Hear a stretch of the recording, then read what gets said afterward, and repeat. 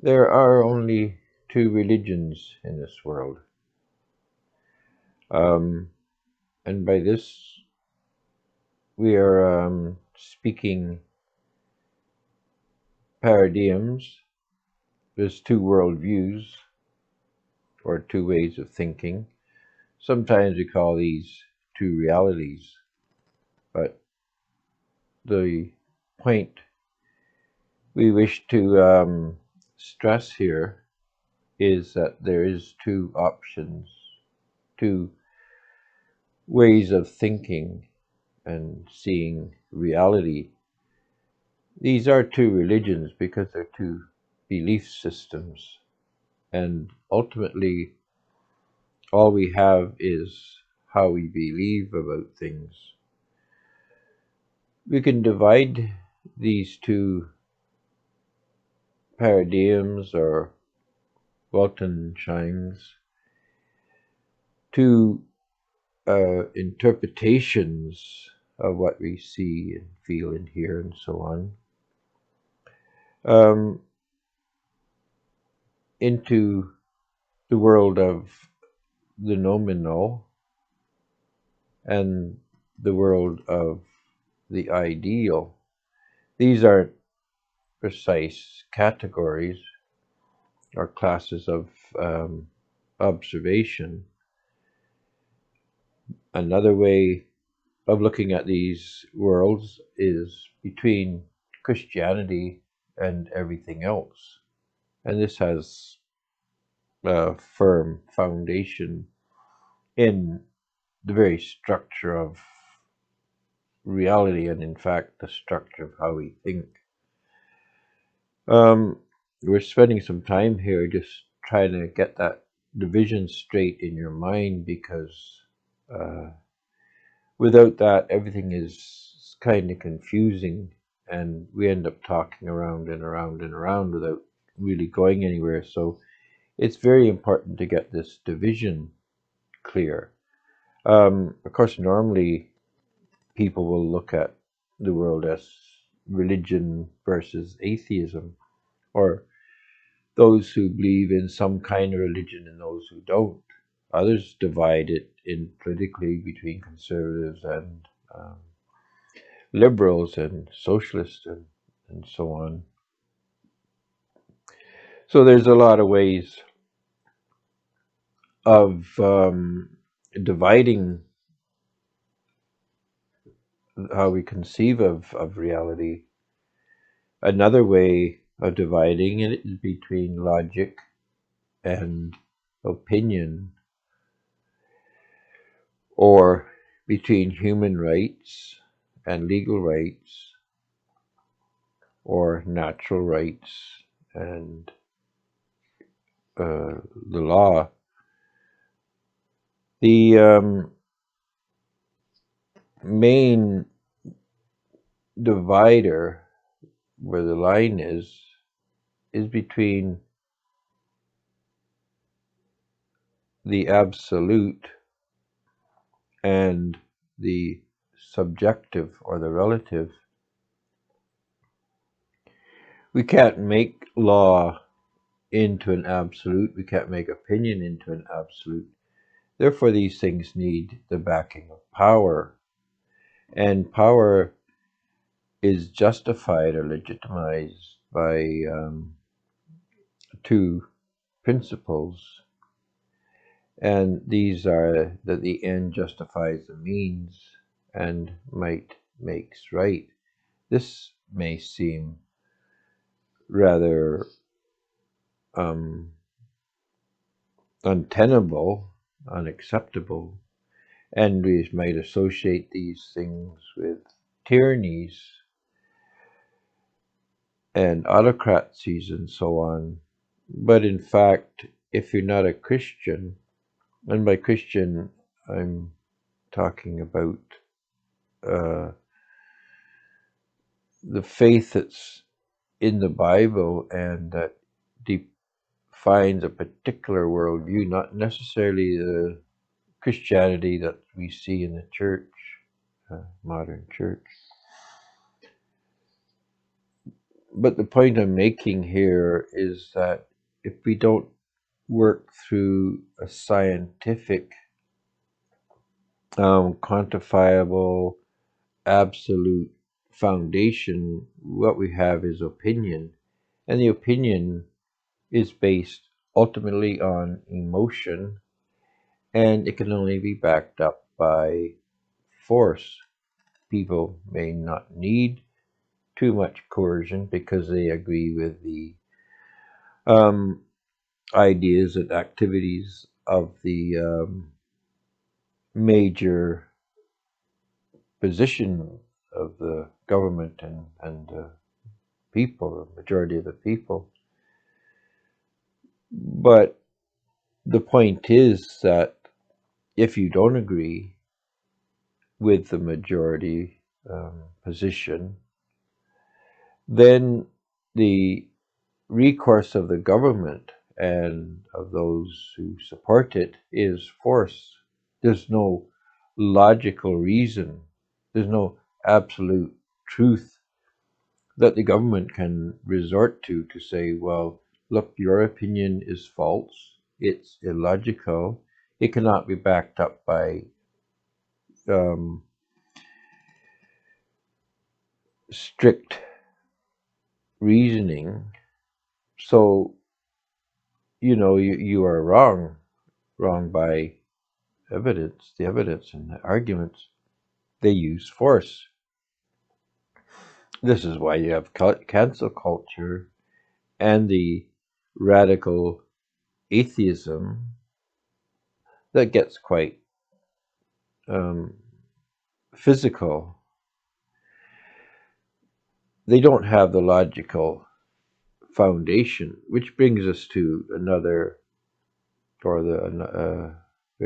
another division, another line of demarcation between the two groups. Christianity, or the human rights position, is founded on logic and science. It's based on justice and on the justice of ownership. Um, so, in short, the analytics of logic gives us a firm foundation. It's not based on belief, because we have to believe in the logic. We have to believe in the conclusions of logic and the reasoning of logic. But it is logical and it's scientific and it's quantifiable. The key ingredient to this is ownership. Now, again, we've said there's two groups, two different ways of seeing things, two modes of interpretation, two classes of observation. So ownership is basically the point where the rubber meets the road, as it were.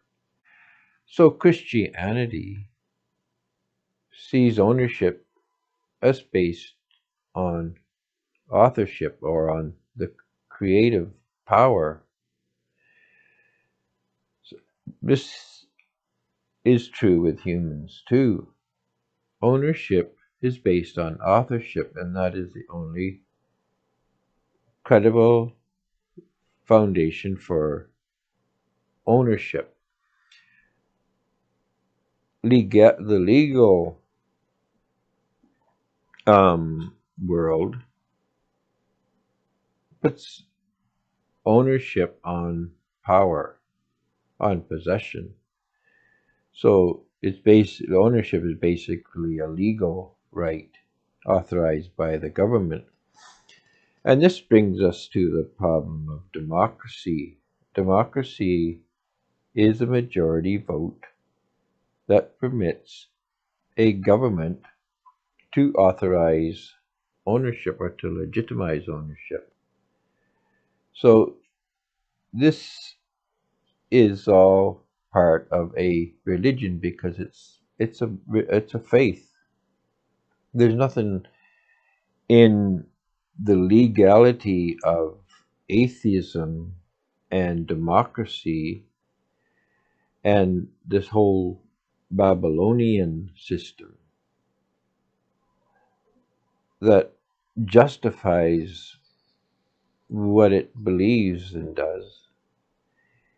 It's just that faith in opinion, faith in the human emotion, because what a law is nothing but the formalization of a opinion. It takes an opinion and puts it into the structure of a law and gives it the force of law. But the basis of it, the foundation of it, or the source of it, is just human emotion. It's what we feel. We don't like murder, which is good. So we create a law that thou shalt not murder, or murder is wrong. In the legal form of this, it can only be backed up by force of government. And the government can only do this by hiring peacekeepers and jurisprudence workers, which means that it has to gain access to people's wealth, which means it contravenes the very basic idea of ownership that is in Christianity, that is based in Christianity.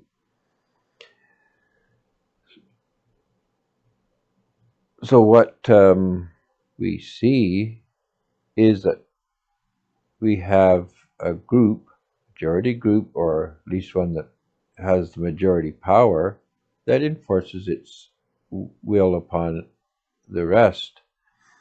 And it does this through the application of power administered by a government. And the government does this by gaining the reins of ownership. So it controls ownership through the process of law. It gives people permission to own. And when you have this permission, then you have possession, and you can administrate and distribute and allocate what you own within the boundaries of the law. But ownership now is conditional upon the government and upon the power of the government, because if the government loses power, it loses the power to enforce and legitimize ownership under the law. But all of this is Babylon. It's all the Babylonian system, and it's all based on law, and law is all based on opinion. And opinion only is important or powerful to the degree that it can access the ownership of those who produce the wealth.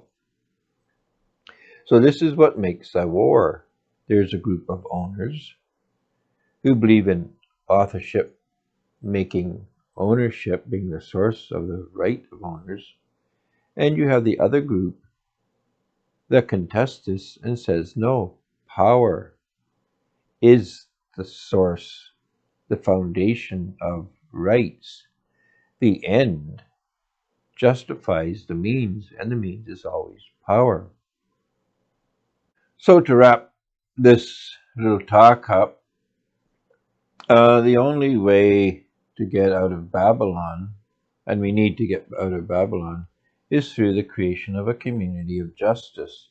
Communities of justice are based on ownership being the only source of power, and authorship defines ownership. So communities of justice are founded on ownership, and authorship being the sole legitimizer of power.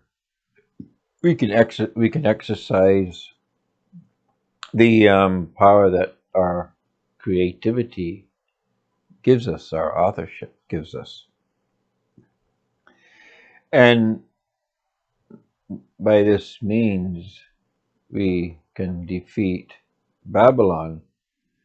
But, and when I say defeat, only within our realm of influence.